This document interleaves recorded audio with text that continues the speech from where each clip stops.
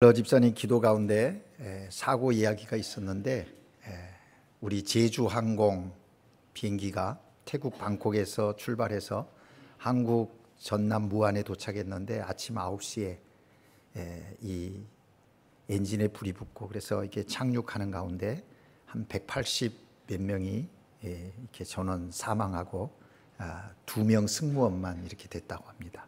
오늘 기도 가운데 그 사고 얘기를 듣고 뭔 사고인가 예배에 집중이 안 될 것 같아서 제가 미리 다 말씀드립니다. 이미 아신 분은 아시고 모르신 분은 모르셨겠지만 그런 사고가 있었다고 합니다. 위에서 기도해 주시고 또 예배 가운데 집중할 수 있기를 바랍니다. 오늘 이 아침 우리에게 주신 하나님의 말씀은 마태복음 25장 22절에서 28절까지 말씀을 함께 읽겠습니다. 신약성경 44면 마태복음 25장 22절에서 28절까지 말씀을 한 목소리로 함께 읽겠습니다. 2달란트 받았던 자도 와서 이르되 주인이여 내게 2달란트를 주셨는데 보소서 내가 또 2달란트를 남겼나이다. 그 주인이 이르되 잘하였도다. 착하고 충성된 종아 내가 적은 일에 충성하였음에 내가 많은 것을 내게 맡기리니 내 주인의 즐거움에 참여할지어다 하고 1달란트 받았던 자는 와서 이르되 주인이여 당신은 굳은 사람이라 심지 않은 데서 거두고 해치지 않는 데서 모으는 줄을 내가 알았으므로 두려워하여 나가서 당신의 달란트를 땅에 감추어 두었나이다. 보소서 당신의 것을 가지셨나이다. 그 주인이 대답하여 이르되 악하고 게으른 종아 나는 심지 않은 데서 거두고 해치지 않는 데서 모으는 줄을 내가 알았느냐? 그러면 내가 마땅히 내 돈을 취리하는 자들에게나 맡겼다가 내가 돌아와서 내 원금과 이자를 받게 하였을 것이니라 하고 그에게 그 1달란트를 빼앗아 10달란트 가진 자에게 주라. 아멘. 시온 찬양대가 하나님께 찬양 드립니다.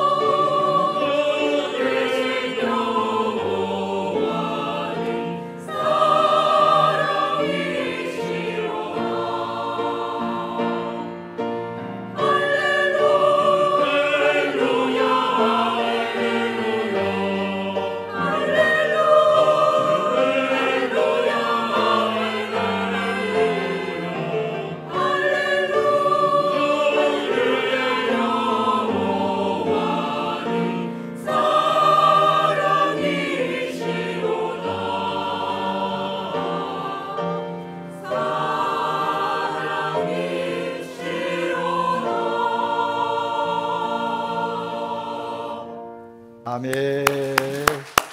할렐루야. 할렐루야. 오늘은 2024년 마지막 주일입니다. 올 한 해 동안 여러분 어떻게 살아오셨습니까? 대부분 모두 참 힘겨운 한 해의 삶을 살았다고 느끼실 것입니다. 어려운 것이 한두 가지가 아니지요.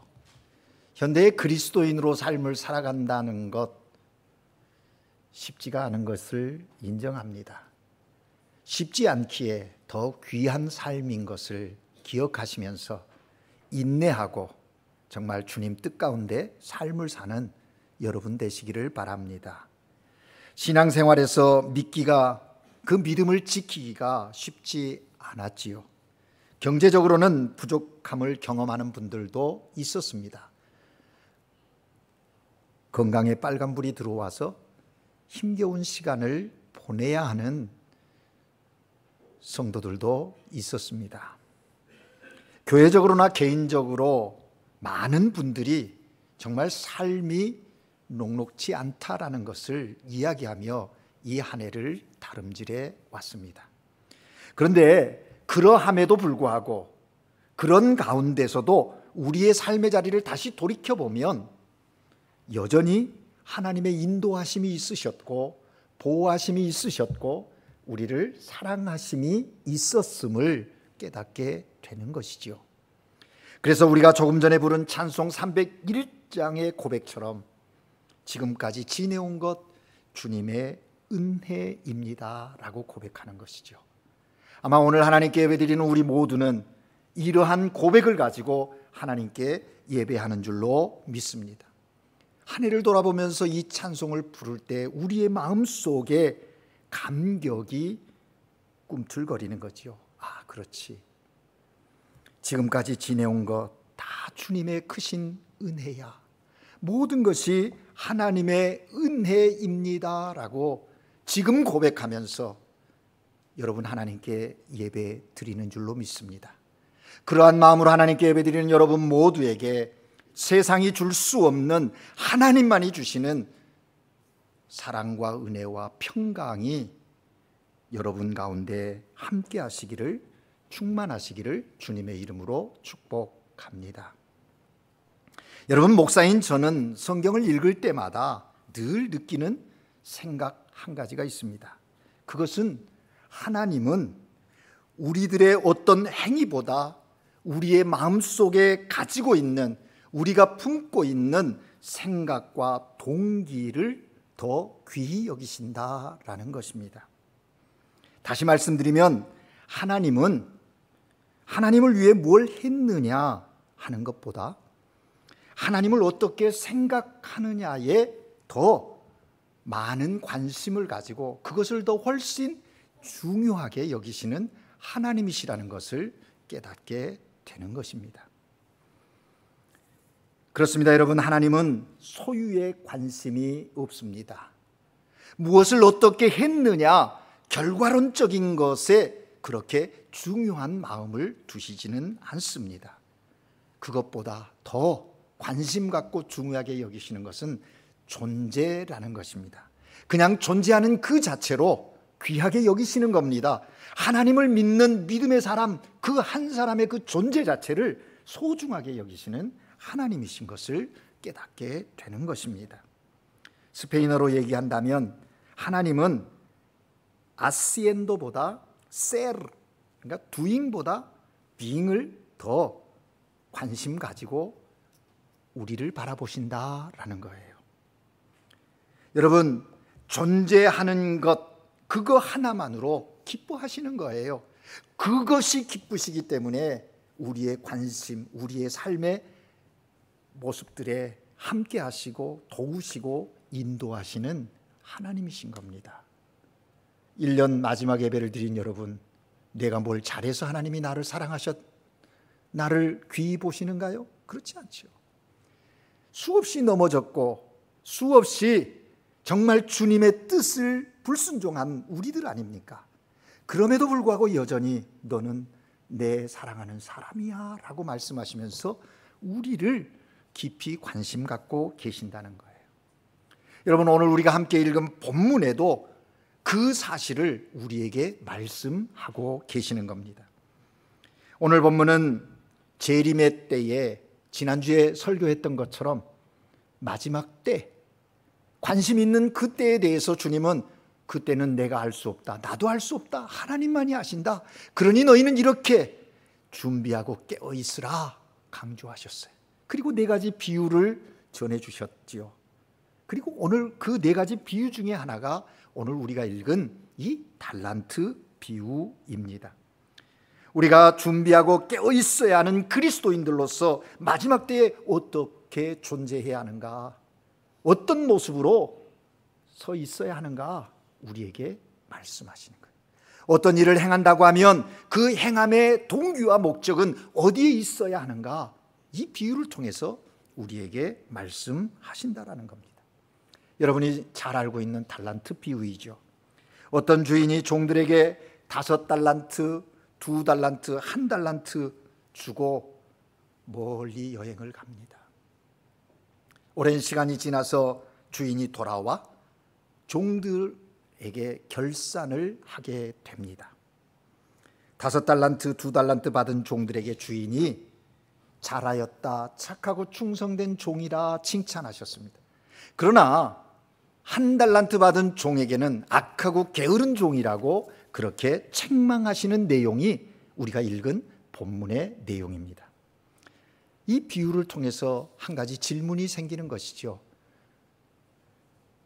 하나님 보시기에 착하고 충성된 종, 시에르보 부에노 이 피엘, 도대체 어떤 사람일까 궁금해집니다. 나도 착하고 충성된 종이 되고 싶습니다. 그렇다면 어떻게 해야 하는가 궁금해지는 것이죠. 그런데 오늘 이 본문 말씀을 주의 깊게 읽어보면 예수님께서 착한 종, 충성된 종이 어떤 사람인가를 설명하기 위해서 이와 비교되어지는 악하고 게으른 종, 시에르보 말로 이 베로소소, 게으른 종을 등장시켜서 함께 대조시키고 있는 것을 우리가 보게 됩니다. 그리고 이 둘을 비교하고 대조하는 과정에서 착하고 신실한 종, 충성된 종은 이런 사람이다라고 말씀을 하시는 거예요. 주님의 다시 오심을 기다리는 그리스도인으로 이렇게 살아야 해. 주님이 결산할 때가 있다는 것을 기억하고 그 때를 준비하며 삶을 살라고 이 비유를 주신 것입니다. 그래서 우리는 먼저 본문을 통해서 예수님이 말씀하시는 악하고 게으른 종의 특징이 무엇인지를 살펴보려고 합니다. 아니 목사님, 뭐 그 악하고 게으른 종의 특징을 봅니까? 착하고 충성된 종의 특징을 먼저 이야기하면 우리가 그걸 바라. 그런데 사람들은요, 반면교사라고 잘하는 사람 따라가려고 하면 힘들어요. 그런데 좀 그럼 나는 그렇게 안 할 수 있어 라고 좀 더 쉽게 생각하는 경향이 있는 거지요. 그렇다면 이 악하고 게으른 종의 모습을 우리가 살펴보는데 그 악하고 게으른 종의 모습을 배우려고 하는 것이 아니라 이런 악하고 게으른 종의 모습이 우리의 삶 속에 있다면 그걸 없애버리려고 하는 것이에요. 그러면 착한 종이 되는 것 아니겠습니까? 그래서 먼저 착하고 게으른 종보다는 악하고 게으른 종의 특징 몇 가지를 먼저 살펴보려고 합니다. 그렇다면 오늘 본문에 발견되는 악하고 게으른 종의 특징이 무엇일까요? 첫 번째는요, 그는 주인의 뜻과 지시를 정확하게 이해하지 못했다라는 것입니다. 여러분, 이 비유를 읽어보면 이 1달란트 받은 종이 주인이 어떤 뜻을 가지고 무슨 의도를 가지고 그렇게 달란트를 주었는지 또 지시하신 내용에 대해서 주의하여 집중하여 듣지 않았다라는 거예요. 그러니까 이해하지 못했다는 것이죠. 여러분, 달란트 비유가 시작되는 14절 보십시오. 주인이 자기 종들을 불러서 자기 재산을 그들에게 맡겼다라고 말씀하고 있습니다. 이 마태복음과 병행 구절인 누가복음은 19장 13절 20절에서 주인의 말, 종들을 향한 주인의 지시 내용이 나오는데 누가복음은 주인이라고 안 그러고 왕이라고 기록하고 있습니다. 왕이 종들을 불러서 그렇게 했다는 거예요. 그런데 누가복음에는 마태복음에 없는 장사하라 하는 단어가 거기에 들어가 있는 것을 봅니다. 여기 주인의 뜻과 기대가 무엇인지를 분명하게, 좀 더 선명하게 보여주는 기록이 누가복음에 기록되어져 있는 것이죠. 그런데 여러분, 우리가 누가복음을 읽으면서 오해하지 말아야 합니다. 오해하지 말아야 할 것이 있는데, 장사하라고 했으니 버뜩 우리는 생각할 거예요. 아, 주인이 종에게 장사하라고 했을 때는 이윤을 남기라고,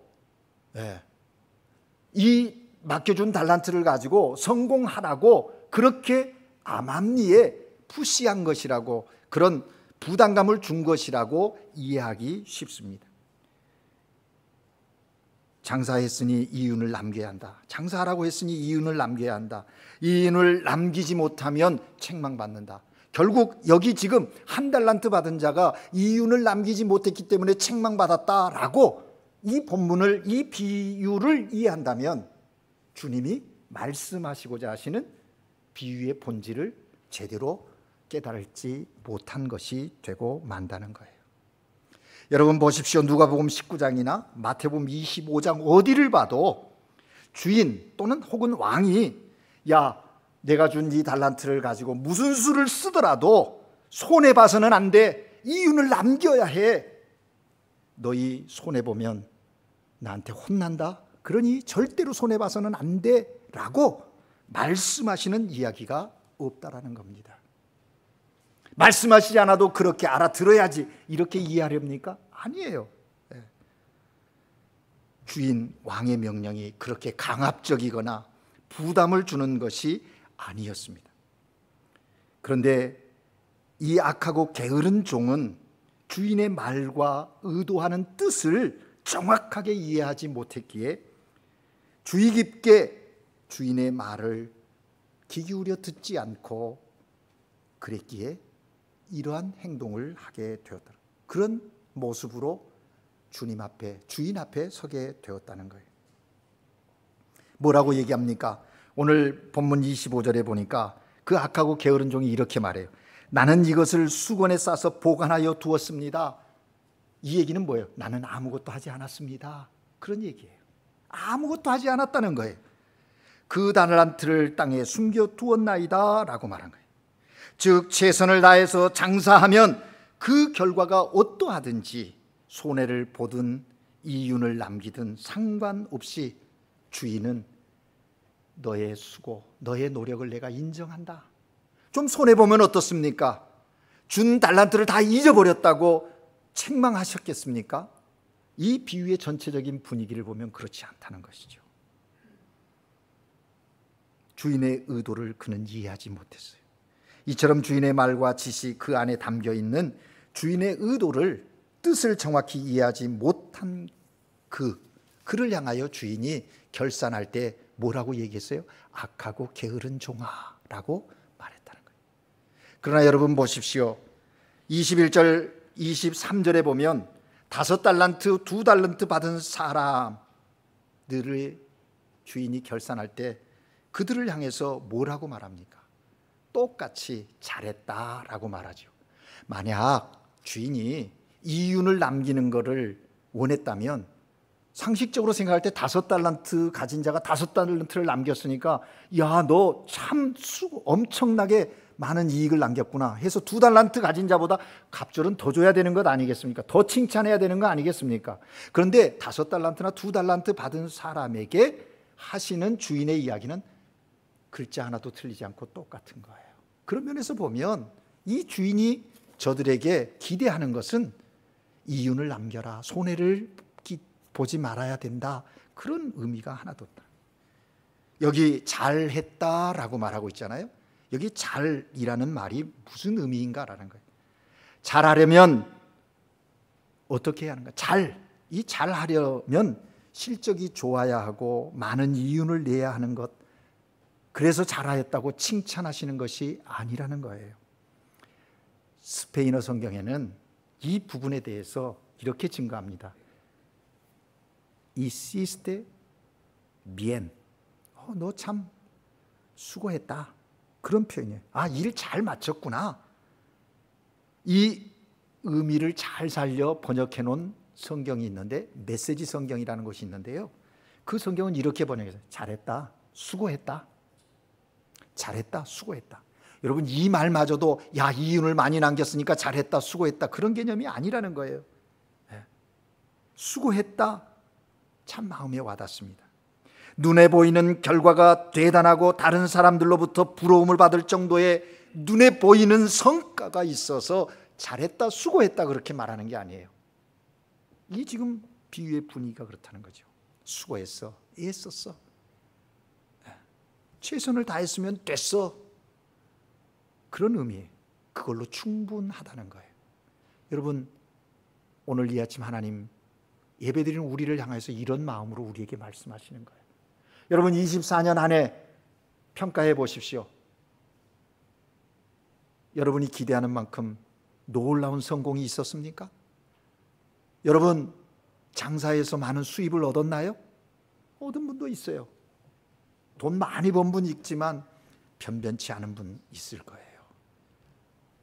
그럼에도 불구하고 하나님은 우리에게 너 수고했다를 차별해서 하시지 않는다는 거예요.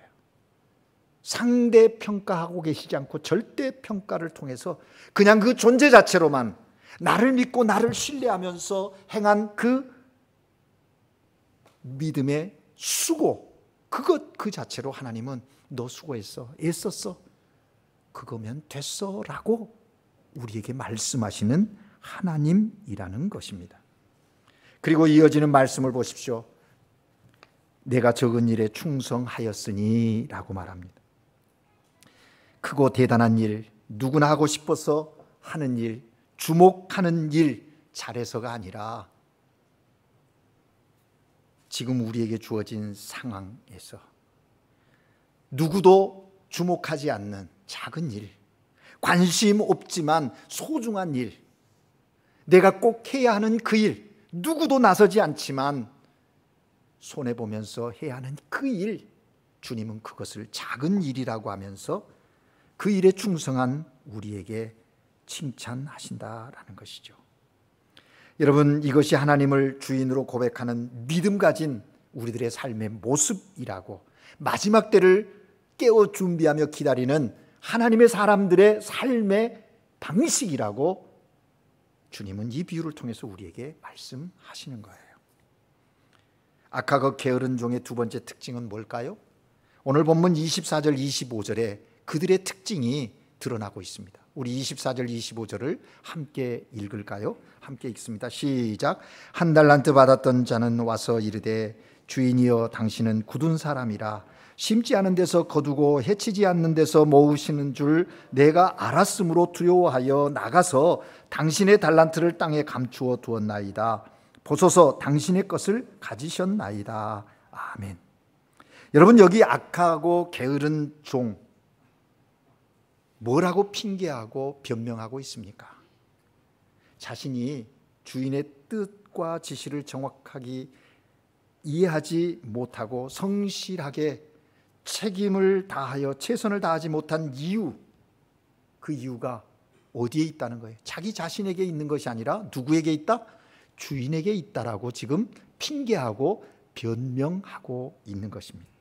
이 모습이 악하고 게으른 종의 모습인 거예요. 그는 자신의 불성실함과 신실하지 못한 삶의 모습에 대해서 핑계하고 변명하는데 그 이유가 주인에게 있다는 겁니다. 주인의 성품에 있다라고 이야기하고 있습니다. 주인이 굳은 사람이라는 거예요. 이건 무슨 얘기냐면 정말 냉정한 사람이고 정말 엄한 사람이고, 좀 더 강하게 말하면 당신 성격이 한 성격 하니까 못된 사람입니다. 그래서 내가 이렇게 했습니다라고 이야기하는 거예요. 그 다음 보시죠. 심지 않은 데서 거두고 해치지 않은 데서 뿌리지 않은 데서 모으려고 하고, 그리고 두려워하여 그랬습니다. 왜 악하고 게으른 종이 주인에 대하여 이런 평가를 하겠는가? 두려워했기 때문이라는 거예요. 결국 주인의 결산의 때 내게 맡겼으니 분명히 결산할 때가 있을 거라는 생각을 해서 두려웠다라는 거예요. 주인의 성품을 보니까. 그래서 그는 아무것도 하지 않았다라고 말합니다. 자신의 성실하지 못함과 또 자신이 주인의 뜻 이해하지 못하고 행하지 않은 것에 대해서 변명하고 핑계하는 게 거기입니다. 그런데 여러분 보십시오. 마태복음 25장이나 누가복음 19장을 아무리 읽어봐도 주인이 그런 성품을 갖고 있다는, 그런 성품의 사람이라고 하는 단서를 찾아보기가 어렵습니다. 오히려 15절을 보십시오. 15절에 보면 각각 그 재능대로 줬다는 거예요. 주인이 마음대로 너는 내가 이뻐 보이니까 5달란트 주고, 너는 나에게 좀 맞소 매너니까 2개, 너는 나를 못되게 하지, 내 말도 안 듣고 그러니까 한 달, 이 개념이 아니라니까요. 15절은 각기 재능대로. 이런 면을 보면 이 주인은 종들의 형편과 처지를 너무나 상세하게 잘 아는 거예요. 오히려 사랑의 마음이 있어요. 배려의 마음이 그 주인에게 있는 것을 확인할 수가 있다라는 것입니다. 그런데 이 악한 종은 주인을, 그 성품을 핑계 삼아 자신의 불성실함, 불충성함을 변명하고 핑계하는 거예요. 여러분, 어디 이 종만입니까? 오늘 우리들의 모습 속에는 이런 모습이 있지 않나요? 발견되고 있지 않습니까? 사업장에서건 가정에서건 교회, 구역이나 선교회, 어디에서든 간에 자신에게 주어진 일에 최선과 성실을 다하지 못하는 사람이 그럴 수밖에 없는 이유와 핑계, 자기 자신에게 있다고 말하는 사람 찾아보기가 어렵습니다. 내가 그렇게 하지 못했으면 죄송하다고. 늘 환경에 다른 사람에게 핑계하는, 그래서 변명하는 모습들이 더 많다는 것이지요. 윗사람이나 동료, 부모, 구역장, 선교회 회장, 심지어는 목사에게까지 그 이유가 있다는 거예요. 그렇기 때문에 이럴 수밖에 없었다고 변명하고 핑계한다라는 거예요. 변명거리, 이유가 다 그 원인이 자기 자신이 아니라 다른 사람에게 있다는 거예요. 이런 사람을 하나님은 악하고 게으른 종이라고, 오늘 본문의 주인이 그렇게 말하고 있는 거예요. 악하고 게으른 종에 사용되어진 이 악함이라는 건 뭐냐면요, 사실은 어떤 행동의 결과만을 갖고 이야기하는 게 아닙니다. 여기 악하다라는 것은 하나님 보시기에 진짜 마음 깊은 곳에 숨겨져 있는 동기와 목적, 그것이 선하지 못하다는 거예요. 왜? 하나님은 그것에 관심이 많은데 애당초 동기부터가, 목적부터가 선하지 못해서 그런 행동의 결과를 만들어냈다는 겁니다. 그래서 악하다고 주님은 책망하고 결국 심판의 자리에 세우는 거예요. 여러분, 마지막으로 악하고 게으른 종의 세 번째 특징이 뭡니까? 오늘 계속 반복해서 말한 것처럼 게으름이라는 거예요. 여러분, 이 게으르다는 것이 뭐죠? 게으르다는 것은 마땅히 해야 할 일이 있다는 것을 전제했을 때 게으르다고 얘기하죠. 해야 할 일을 하지 않는 걸 게으르다고 말하는 거예요. 해도 되고 안 해도 되는 일을 안 해서 게으른 게 아니라 마땅히 해야 하는데 하지 않으면 게으른 거예요. 그런 면에서 이 게으름이라는 것은 우리 그리스도인들에게서 마지막 때를 기다리면서 준비하고 깨어 있어야 하는 우리들에게 있어서 제거해야 하는 악한 종의 모습이라는 거예요. 하나님이 우리에게 주신 시간과 건강, 물질은 무엇인가를 위해서, 누군가를 위해서 사용하고 헌신해야 하는데 그렇지 않는 모습, 그것이 게으름이에요. 주님이 주신 것은 주님이 주신 목적과 의도가, 의미가, 뜻이 있다는 거죠. 그런데 그렇게 하나.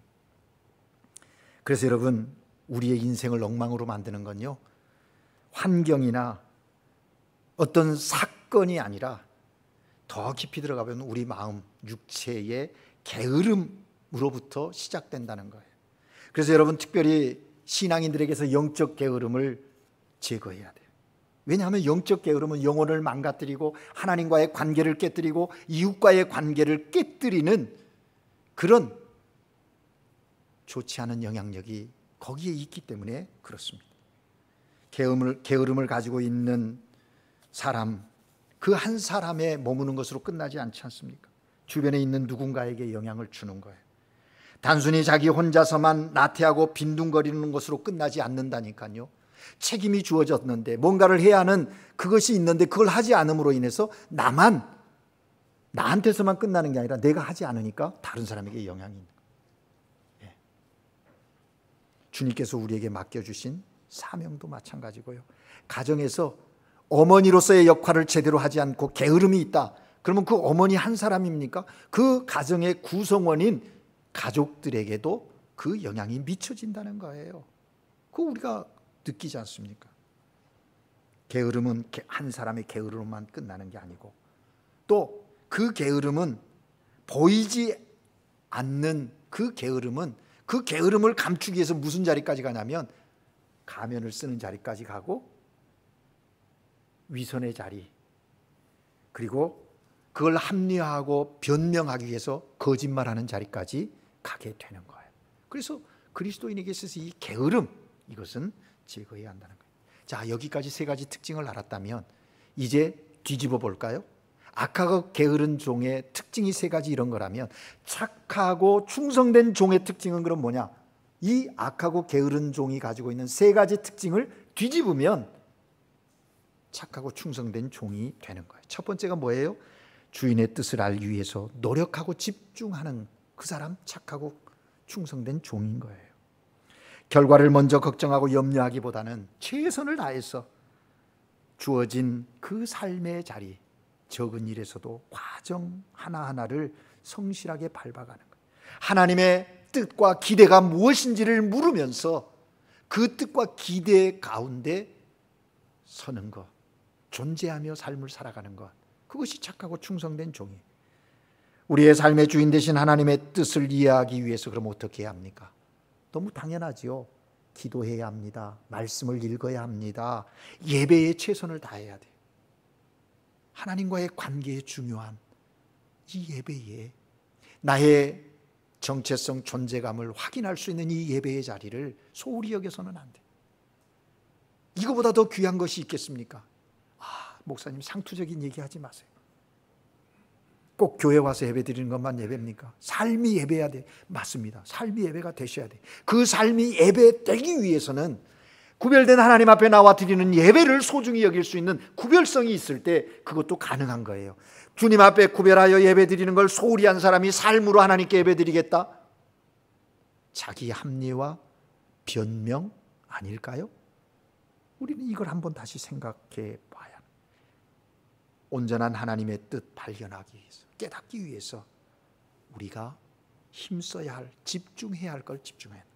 두 번째는 핑계하고 변명하지 않는 겁니다.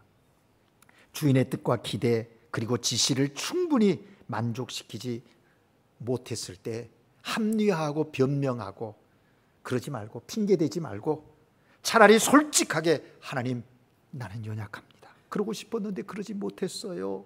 고백하고 하나님 도와주세요. 은혜 주세요. 그러면 하나님이 우리를 어떻게 해요? 긍휼히 여기시는 거예요. 자신의 실수와 실패를 덮기 위해서 하나님의 뜻과 성품을 왜곡시키는 그런 무례함을 범하지 않아야 한다. 악한 종이 지금 그러지 않았습니까? 내가 이렇게 된 것은 하나님이 나를 사랑하지 않기 때문에. 하나님이 왜 사랑하지 않아요? 사랑하시는데 그 사랑을 깨닫지 못해서. 부모가 여러분 안 사랑했습니까? 부모가 내게 해준 게 뭐가 있다고 말하는 불효한 자녀가 되어서는 안 된다는 거예요. 여기에 그 얘기를 하는 거예요. 다른 사람을 끌어들이는 것이 아니라 자기 자신을 살피고 점검하면서 하나님 앞에 서는 것, 그것이 착하고 충성된 줄. 세 번째, 우리의 삶의 게으름을 쫓아내는 것이죠. 충성은 삶에서 게으름을 없애고 주어진 일에 성실하게, 하나님이 나를 사랑하신 것처럼 성실하게 신실하게 대해 주시는 것처럼 우리도 그렇게 살아가는. 게으름은 우리 자신을 망가뜨리고 왜곡시킬 뿐만 아니라 주변 다른 사람들에게까지, 공동체까지 영향을 미친다는 것을 알고 내 안에 있는 게으름을 철저히 없애려고 하는 그런 노력이 필요하다는 거예요. 공동체 안에서. 게으름이요, 영향력 있는 사람이 그러면요, 그 게으름의 열매는 정말 크게 나타나는 거예요. 사업에서, 가정에서, 교회 공동체에서 마찬가지. 그러므로 우리는 특별히 이 영적 게으름, 이것을 쫓아내려고, 내려놓으려고, 던져버리려고 하는 그런 훈련이 필요해야 한다는 것. 이제 말씀을 정리합니다. 여러분, 하나님을 경외하는 우리의 삶을 향한 하나님의 뜻과 기대를 기대는 현재 우리에게 주어진 상황과 현실 속에서 작은 일, 그 일에 충성하고 성실하게 최선을 다하는 거예요. 그것의 어떤 열매와 결과의 돌출에 집중하고 있는 것이 아니라, 내가 그걸 못했으니까 나는 이제 안 돼가 아니라, 주님 안에 믿음으로 그렇게 존재하고 있는 여러분을 하나님은 귀히 여기시면서 또 우리에게 위로하시고 용기 주시고, 수고해서 다시 해봐, 계속해, 그 정도면 충분해, 우리에게 말씀하시는 거예요. 주인으로서 우리에게 말씀하시는 주인의 그 사랑의 음성을 듣고 이제 2024년 한 해를 잘 마무리 지으십시오. 그리고 2025년 새해를 주님의 은혜와 사랑 가운데, 나와 함께 하시는 그 하나님의 그 풍성한 은혜 가운데, 소망 가운데 맞이할 수 있는 여러분 되시기를 바랍니다. 우리의 삶의 주인 되신 하나님의 그 결산의 때에 우리 모두는 작은 일에 충성한, 착하고 충성된 종으로 인정함 받는 그런 은혜가 오늘 우리들에게 있기를 바랍니다. 그래서 우리에게, 야, 그래, 수고했다, 내가 작은 일에 충성했으니 이제 더 큰 일 해도 되겠다, 이렇게 기뻐하시는 주님의 음성 이 아침에 듣는 우리 모두가 되시기를 주의 이름으로 축복합니다. 기도하겠습니다. 사랑의 하나님 아버지, 거룩한 주일에 2024년 한 해를 마무리하며 주의 음성을 듣습니다. 우리의 모습 속에 정말 착하고 충성된 종의 모습보다는 악하고 게으른 종의 모습이 많이 있었음을 고백합니다. 주님께서 오늘 주신 말씀을 마음에 새기며 마지막 때 결산하실 그날이 있음을 알고 주인의 마음에 합당하도록 그렇게 준비하며 깨어있는 하나님의 사람들 되게 하여 주시옵소서. 매 순간 하나님의 뜻이, 기대하심이 무엇인지 묻고 집중하게 하시고, 또 우리의 잘못 연약함으로 인하여 주님을 향한 변명과 핑계가 아니라 인정함 속에서, 회개함 속에서 하나님의 선하신 긍휼을 덧입게 하시고 주신 일들을 최선을 다해서 감당해가는 복된 하나님의 종들 모두가 되게 하시옵소서. 이러한 우리를 통해서 주의 나라가 이 땅에 선포되어지고 하나님의 영광이 드러날 수 있도록 우리를 사용하여 주시고 주님의 몸된 교회를 사용하여 주시옵소서. 예수 그리스도 이름으로 기도합니다. 아멘.